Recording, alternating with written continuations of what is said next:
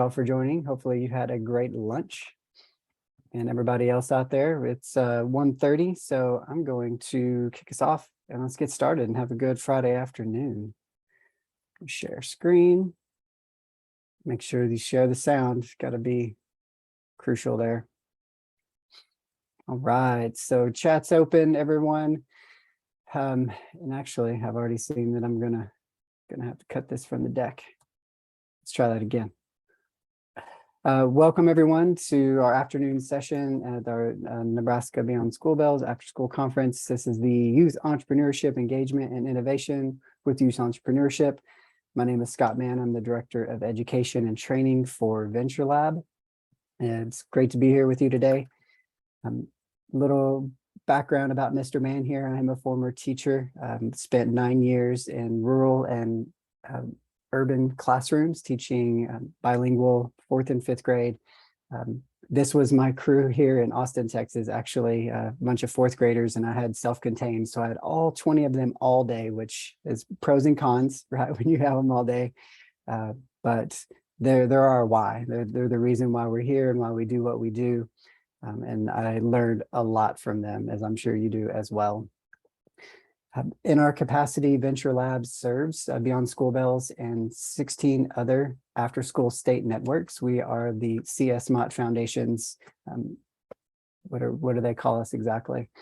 Technical assistants to the 50-state after-school network. So I think we need to put that into an acronym, but it basically means we zoom around a lot and support a lot of different after-school initiatives, from the program level to direct delivery to staff, presenting at conferences, working on state network and systems level initiatives. So it's great to be able to be here today in Nebraska. In addition to the after school network, we also zoom around the globe a little bit and are honored to have a whole bunch of VentureLab champions and passionate educators like yourselves doing the good work and using youth entrepreneurship to do that. Now I have to click on the map every time. You'd think I would unlink from the map at some point, and I will, I promise. VentureLab, our overall offerings is we have PD and coaching, offer curriculum, which I'll talk a little bit about. We've got measurement tools to help you tell the data story. Those tools are available at no cost for you to use, and we share that information back with you. And then we have some mentoring and seed funding for youth programming available. So that's my quick spill to give you context. We're going to jump into our 50 minutes now. Now we got about 47. We're going to start with an activity to get us thinking entrepreneurially, talk about data. Then we'll go into some youth voice and have some discussion, talk about our instructor voice as the adult in the room with some additional discussion, and then how you can get started using youth entrepreneurship. So our first activity, so we've got our IRL people. I'm going to need you to scan one person to scan that code, and that's going to take you to a website. And my peeps that are in the virtual world, I'm going to drop some instructions into the chat. So give me just a second here as I multitask. Where are you, chat box? There we go. So that's for my virtual people, and the IRL people. Grab that QR code and it's going to take you to this website. So when I put you in a breakout room, I'm also putting in the chat here, you'll be able to play this game called Wacky Inventions. Now with Wacky Inventions, we're going to take 2 objects, and those objects are on your cards. And if you want to draw a new card, you most certainly can. To get some new objects, at the bottom, there are the directions on how to play and an example. But our whole goal is to take our 2 objects. We want to observe what those 2 objects are, really discuss using these questions. What does it do? Who uses it? And what else could we do with it? Activating that creativity. And then we're going to brainstorm how might we combine those 2 objects to create something different, something wacky, some way to mash up these 2 objects. And then we're going to come up with your group to give a pitch, give it a name, come up with a cool slogan, And then we're looking for about a 60-second elevator pitch. So my hybrid peeps, I'll keep this on the screen. Everyone in virtual that I'm about to put into breakout room groups, y'all have that in your chat instructions. An example to model is if you had a house plant and a brick for year 2, then you could create the plant paver, which with the plant paver, you can help the earth by using the paver. Each brick-sized paver is a mini habitat that allows rain to soak in and grow a plant wherever it's placed. Easily pave your garden and your lawn with plants. They're designed specifically for geographic regions and include native species. So make a difference, plant our planet with plant pavers. And if you get a hashtag in there, extra points. So I'm going to bring this back over here. And for my people in the room and for my participants, breakout rooms are being created. And assign manually, automatically, 18 and 5. All right. Breakout rooms are open. So breakout rooms, if my virtual people, you're going to have about 7 to 8 minutes. And then we'll give our pitches when we come back. Let me know if you have any questions.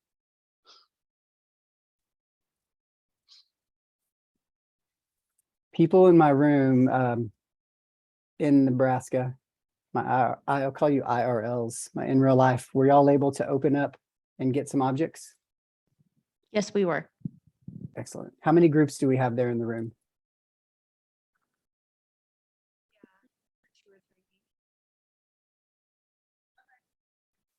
I think we'll have 2. Okay.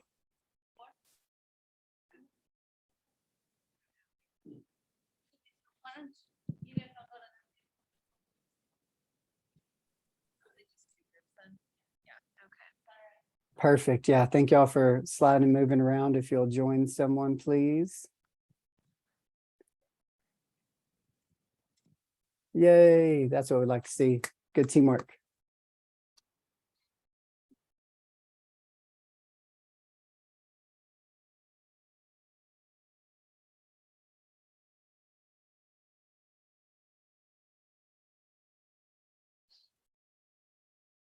All right. In the real world, if y'all have any questions, let me know. If you have any difficulties getting 2 objects, let me know.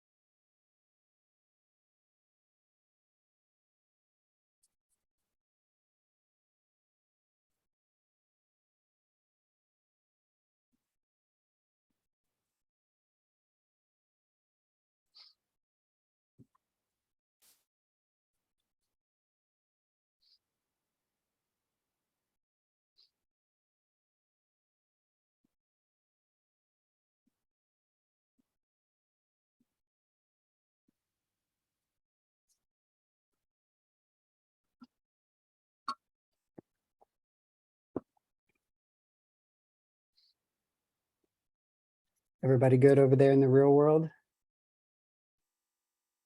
I can't walk around and spy on you, so let me know if you have any questions.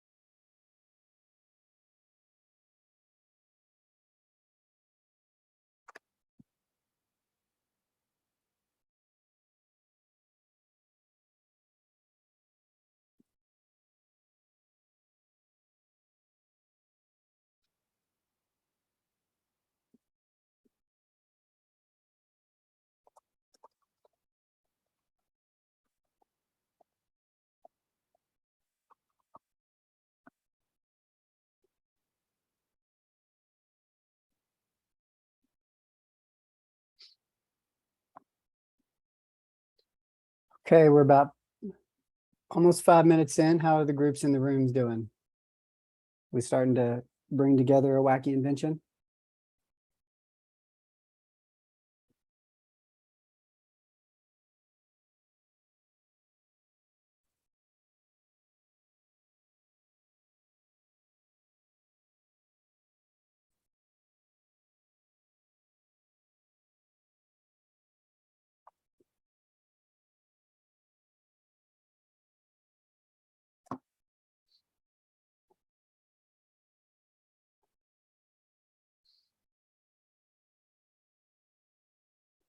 Can someone in the group in the room grab the mic and let me know how you're doing? So we'll check in the pace of how everyone's working, see if we need more Both time. groups are doing good. Cool. Thank you for the update. That's helpful.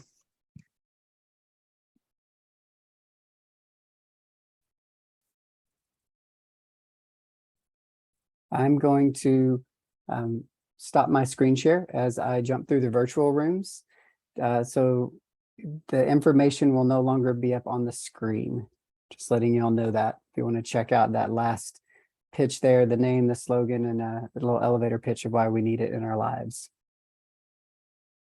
We'll be back in just a few. We're going to have just a couple more minutes.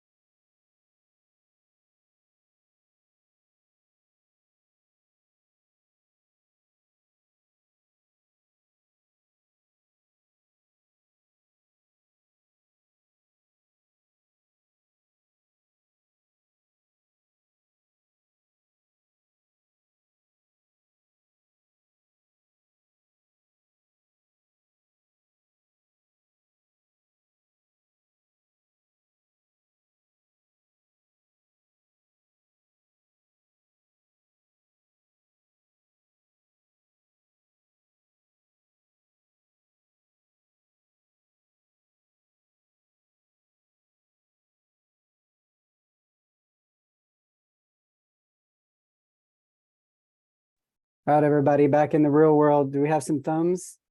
We ready? Have we got thumbs? I got thumbs. Okay, awesome. While we're going to be bringing the virtual participants back in just another minute, if y'all would grab microphone and one group be ready to volunteer to go first. And that's where we will start.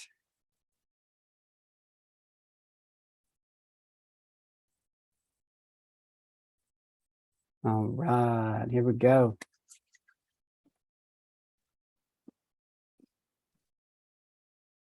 Do we have a team there at one of the round tables that would like to go first? Yeah, sure. Yeah, sure. There we go. Who was that? That's this group over here. So In the corner. who am I speaking with? I don't have a visual. Sarah. Sarah, thank you for that confidence, Sarah. Yeah, sure. Love it. Where are you at, Sarah? I'm going to give you get a mindset sticker. There you go, Sarah. There's your courage. Thank you. I appreciate you. We've got the rest of the participants coming in through the ether. All right. Almost. There were a couple people I told them they had a minute. They were like, what? No way. It's like, yeah, I'm pretty sure your students may react that sometimes too, whenever you give them a time check.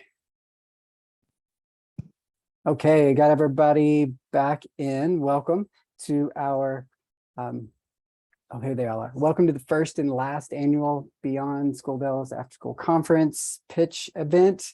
We've got some amazing ideas to share with you. And there is a group in our conference room there in one of the rounds that's going to go first. So group, let us hear your wacky invention idea. All right, so we got a magnet and ink. So we decided to come up with magnetic ink. Have you ever wanted to pass on a secret message to your friend, but everybody figured out how to reveal the hidden ink, the invisible ink that everybody else uses? Try our new magnetic ink. You can easily write on your fridge without having to buy any additional magnets. You could also use it to write to-do lists and other notes for inside your office. Create a couple dots on your children's art to easily hang them on your fridge. Save your money on regular magnets. Use magnetic ink. Let's give them a round of applause, y'all. Well done. I definitely need that. Let's jump over to our virtual world. And in room one, we have Sasha, Tara, and Tracy. Okay, so we had a picture of a stapler and a set of dumbbells for ours. So wish you had more time in your day to exercise, but you just don't. Well, now you can with staple weight. Engage those biceps, triceps, and forearms every day. Whether you're at the office or working from home, pick up that stack of papers and get to stapling. With every staple, you gain a little more muscle and dexterity, not to mention the pride you'll feel after working on yourself and your professional goals. Join the movement of hashtag no more wasted staples. See, extra points right there. They did it. Give them a snap clap, y'all. Well done. And now I know what to use this for other than stapling. There you go. I didn't know, but now I do. Let's stay in our virtual worlds. And room two, we had Haroon and Julia.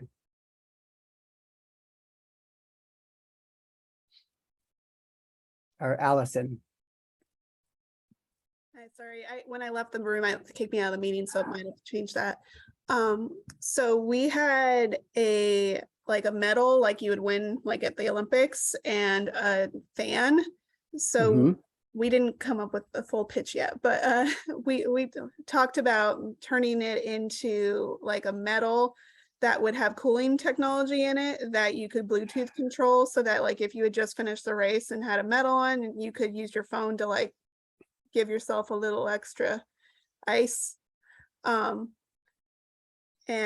we called it Heat of the Pack. Yes, Heat of the Pack. I like it. Nice. Let's give them a marshmallow clap. Just like there's a little marshmallow. Nice. Thank you all very much. Let's jump back over to the real world in our room with the rounds. Is there another group that has the microphone and is ready? Hello. Can you hear us? Yes. All right. We had an inflatable flamingo and a boombox. So, yeah, I mean, we drew a bunch of new cards because we had a hard time. But who was the gal that went above and beyond? Was it Sasha? Sasha, yeah. You just made it really difficult for everybody else. So basically, what we want to do is have our inflatable flamingo have some speakers on it and have it be waterproof. And then we call it the Boomingo because it's a boombox and a flamingo. And our little what was it called? Our slogan is music where you least expect it. Ah, there we go. Hashtag Boomingo. Boomingo. Yeah, the Boomingo's got some stickiness to it. You definitely got your idea there. Well done. Well done. Let's give them just a normal everyday clap clap. Wow. Nice. They got That a was a real really sad clap, guys. hey, we do what we can. And let's jump up to room 3. We had Jen, John Tavia, and Christy. Hi. Well, we had plants and we had a boombox and we were trying to incorporate those together. So our slogan was that music helps you grow. And so boombox and it promotes healthy growth within your plants. But we were it was just the beginning stages. There you But that's go. what we came up with. Awesome. Thank you for sharing. It's all about the process. Give him a little golf clap. Nice. Is there anybody back over in the real world, or did we just have 2 groups? We just had 2 groups. Okay, then that leaves us the last but not least, room 4 at Brianna, Clarissa, Curtis, and then collective for youth.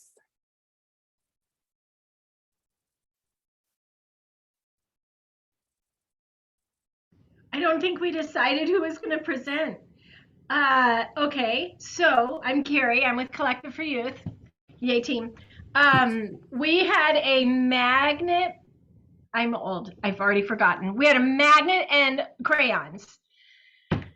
And Brianna, come on. Clarissa? So we are going to, so you take the magnet. You know the little game where you drag the car around by the magnet? Mm-hmm. Okay. So this would be, we would actually dip a piece of magnet, multiple magnets, into the melted crayon on top of a piece of paper, and then you take the magnet underneath and you draw on the paper, and it would be a mindfulness exercise.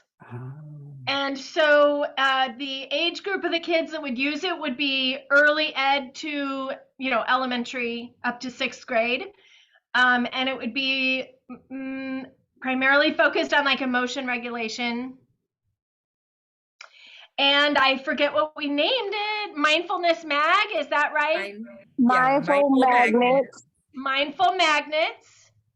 And What am our slogan was color me calm. And that's also our hashtag, color me calm. Yeah. Okay. Thank you, ladies. Great job, Carrie. Well done. Good job coming together as a team, making it happen. And that concludes our wacky inventions. So are y'all seeing my slides here in the real world? Yes. And in our virtual space, I dropped in the chat our mindsets and skills page. Thinking back on that activity, which mindsets and skills did we practice in that short time? Y'all can shout them out or drop them in the chat. Creativity. Mm-hmm. If you're in the real world, you can pick up the microphone, talk to me, pass it around. Teamwork. Yes. Thank you, Christy, in the chat as well. If you don't like speaking in front of people, I would say courage. 100%.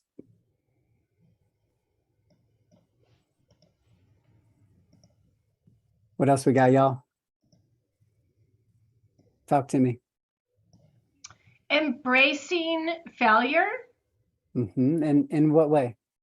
Well, I mean, we would kind of troubleshoot, and then if that didn't work, we'd sort of rework it. Mm-hmm. Yeah, getting into that process of experimentation. Problem solving. Mm-hmm. Iteration. Very good. Problem solving as well. Lifted up Tracy in the chat box. Haroon, backing up creativity with thinking outside the box. Very good. Design thinking. Design thinking. Who was that in the main room? Kelly. Kelly, tell me where the design thinking comes in. So with having two completely separate components and inventions, trying to figure out a way to bridge the gap there, you have to really use a lot of energy in thinking of how to come up with a cohesive design. Yeah, definitely. You consider what the form and the function might be, and you're kind of creating a prototype. If you were to draw that or create a little model using craft materials, and then the first part of design thinking is empathizing. And so you're creating something for someone. Anybody else? Time some idea generation there. Anytime we embrace failure, we always have persistence and grit that follows right after. So this type of activity, Wacky Inventions, is where we start at VentureLab with creativity. And we try to give a more expansive definition of entrepreneurship as more than just starting a business, but it is these mindsets and skills. Then we follow those up after with design thinking, market research, business model, pitching, opportunity analysis. But it really is something that is cross-cutting and can be applied to other programs, and even our own selves as adults, as people that work in education, whether you're doing direct delivery or not, you bring these mindsets and skills to your work every day. And so with the data piece, we've seen a lot of really positive indicators that we're getting back empirically, and we work with the University of Texas and their Center for Advanced Computing to see some of these numbers where students are telling us that, yes, doing youth entrepreneurship, and not just VentureLab, we have other organizations that use our survey that have their own program and curricula. We're getting this feedback that, yeah, I learned to be more creative. And when 92% of your kids come back and say that, they're like, okay, we're onto something here. It allows them to have that voice, feel heard, take those risks, and have fun, right? Like, we need to recruit and retain and engage our kiddos, and they got those smiles on their faces. We know that a lot of, especially in the out of school time space, we get the younger kids because they're a little more captive audience, but youth entrepreneurship is, I feel and have seen reflected in the work, that it's uniquely fitted for older youth as well, who see that opportunity to work on something that they're passionate about, and they get that confidence. This is another piece. Large groups of kids step out of it reporting that they feel more confident in themselves.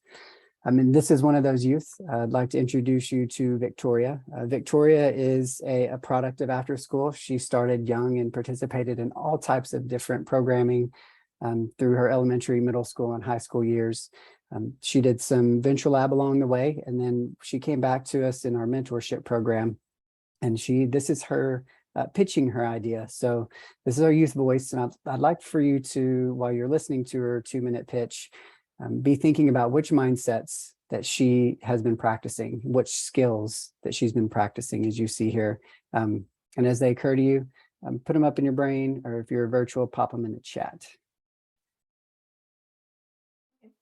Well, hi, I'm Victoria Ogeen, a senior in high school, and today I'm going to present to you a business idea that I have that will change the way you see things. Statistics say that 6 in 10 people need glasses, and this number increases as people get older. From this information, it is evident that there are many people, in fact, more than half, that need to wear glasses. However, despite the need to wear glasses, there are many who avoid wearing them simply because they don't like how they look. I didn't know that this was a problem until I noticed this with my own friends. And this happened one day at school when my teacher was writing something on the board, and my friend who was sitting next to me had asked me if I could tell her what was being written on the board. Although she had her glasses with her, she didn't want to wear them because she didn't like how she looked on them. I knew that I couldn't force her to wear her glasses, and so I began to find ways to motivate her to want to wear them. And I did this by observing the people around me to see what people did like to wear. And one of these things was charm bracelets. And that is when I come up with the idea of charm glasses. These glasses will want to be worn not just because of how they look, but because of the meaning that they hold. How would these glasses hold charms on them? Well, I have already made a prototype to see how they would look like. Okay. So these glasses would have a hoop on them, and on that hoop, people can attach the charms of their choosing. And not only will people be able to buy prescription glasses, but they will also be able to buy blue light, sunglasses, and reading glasses. And all these products would be available at my online store called Olin Eyewear, which would give people from all over the world the opportunity to purchase these glasses. With these glasses, not only will people be able to improve their vision or protect their vision, but they will be able to find meaning everywhere they look. Thank you. She wins the best slogan, find meaning everywhere you look. Love that ending. So let me have it. Real world people, somebody got the microphone. What mindsets?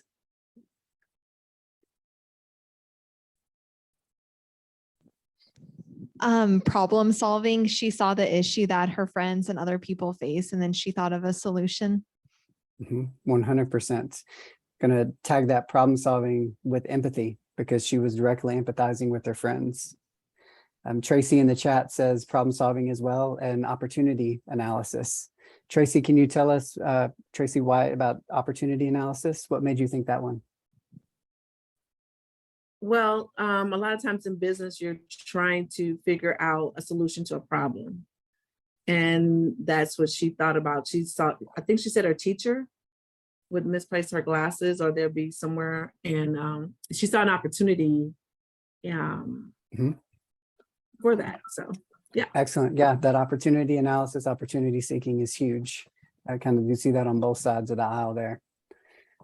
Clarissa, bringing back in design thinking, definitely. Sasha, resourcefulness. Tell me about that, Sasha. So when she was talking about the charms specifically and how she noticed her friends wearing charm bracelets, and that kind of sparked the idea, I felt like to me that was resourcefulness instead of doing a lot of work to seek out how her product could be.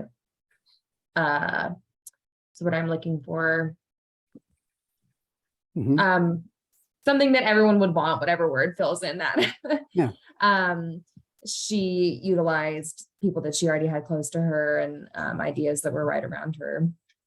So. And I would connect that with growth mindset, because she had a mentality of, I can figure this out. I can make a difference. I can't do it yet, but I can come up with an idea and then make it happen. Back in the real world, somebody have a Yes, idea generation and prototyping. Okay. Tell me what you thought about her prototypes. I don't know how she did it, but she attached a hoop to glasses that she already have and attached a term to them. She did lots of experimentation. She was doing some casting, she was doing resin, she was doing 3D printing, and then they're trying to figure out the best way to attach it to the glasses. I would also say empathy. The find meaning everywhere you look is showing that she empathizes with people wanting to show what has meaning to them with their charms. Mm-hmm. And that is that empathy lens. And when we think about character development, different labels, social emotional learning, when we're working on the the inside of these kiddos that we serve, that empathy lens that we want them to focus. Youth entrepreneurship does that amazingly, because that's the focus, is what can you create that's going to help someone or be of value to someone. So they automatically take that position of empathy. Anybody else in the real world got that microphone?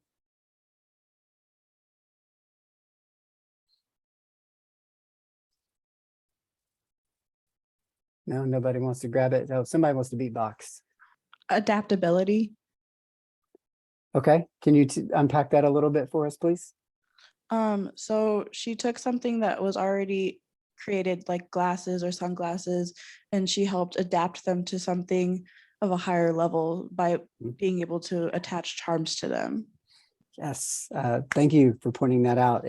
That's that entrepreneur sees possibilities and like the what if, what can be, the solutions. And that's where I say all of y'all are entrepreneurs, because I know when you look at the kids you serve, that's what you see. You see that the amazingness and their strengths and what they can grow and become. And also her taking those things is kind of like wacky inventions. She's like, I've got charms, I've got glasses. How can I put these together to help somebody? Haroon's jumping in here and saying researching and social observations. Yeah, observation is one of the things, Haroon, that in our curriculums at VentureLab, we start with is how to help students actively observe, sending them on observation walks to look and seek out those opportunities. Cool, thank you for throwing that in. Going back to the founding of VentureLab, that's Dr. Luz Crystal Glangchai started our organization almost 10 years ago, and it was initially focused on helping girls and young women find that confidence and courage. She's the author of Venture Girls, and it was reflective of her journey in STEM fields as she worked through her PhD. It was in the biomedical business and found that she'd gotten used to being the only female in the board in the laboratory, but as she was looking for investors, she was the only female in the boardroom. She was like, I've got to find a way to fix this. So she started teaching at university here in Texas at a smaller college in San Antonio, Entrepreneurship 101 for freshmen. And she noticed that the young women in her class were not necessarily raising their hands and didn't show the same confidence that the boys had. And not like the boys were sharing the correct answer, but they would raise their hands. The girls were coming to her office hours wanting to drop her class because they had the C. And she was like, this perfectionism is standing in the way of these young ladies stepping into their ideas and to, possible future careers. So at the same time, she had daughters, 5-year-old daughters, 3 at the time, and started working with them, activities, using this vocabulary more and more, and saw how it resonated with them and how their courage and confidence grew. And that's kind of the genesis of VentureLab, and where we root all of our pedagogy is and curriculum is bringing STEM and arts and student voice to life through this entrepreneurial lens. And so here's Victoria speaking a little bit on her mindsets and how that changed for her. So one of the mindsets that I was working on was persistence and grit. I especially used this at the beginning because although I kind of knew how I wanted to make these glasses with charms, I didn't really know how to. I hadn't made like a sturdy prototype yet. So when I was making it, I did experience like a lot of failures, but with persistence and grit, I was able to get through that and I was able to make a good prototype. So that's definitely a mindset that has helped me while making this business. And that goes back to our design thinking and iteration and her working on that and the idea of that process and working toward mastery. The other thing about Victoria is that she wants to be and is on her way to becoming an ophthalmologist. And this was a way that she was able to take that career connection. And with youth entrepreneurship programming, kids are telling us that they're getting new career ideas. And it's not necessarily an explicit focus of what are the careers can you be, it just naturally becomes part of the program. These are some kiddos in Hawaii that were doing their compost and agricultural project throughout the islands. And there's a good graphic here connecting to those employability skills. If we think about those entrepreneurial mindsets and skills as just directly crosswalking into workforce framework, this is from the cte.ed.gov, a federal framework of how those same type of skills that are explicitly taught, experienced, and grown youth entrepreneurship programming are going to be of value in workforce. Kind of looping back around to that STEM and arts agricultural connection, eSTEAM is the kind of the phrase, we'll hashtag that Dr. Glangchai has kind of helped develop and use, and it's bringing those things to life through application and entrepreneurship. Connecting it to the engineering mindset, these are friends over the Million Girl Moonshot Initiative, which has just a library of amazing no-cost resources that I recommend you check out through the STEM Next Opportunity Fund. We overlaid our mindset stickers to show the direct connection between engineering, between STEM, between design thinking. You are able to weave those mindsets into existing programming. And of course, the financial literacy, I'm just kind of holding up different ways that youth entrepreneurship can be used and how it supports maybe other strands of programming and other strands that you're trying to connect to. We have a business builder on our website that allows students to get real-time create a business model, and they can do some expenses, revenue, see if they're making a profit or not. So before we go on with our next piece here, we've got 9 minutes left. So rather than pushing through content, I'd rather push pause and open it up for Q&A, comments. What's everybody in the room thinking? What's rolling around in your brain?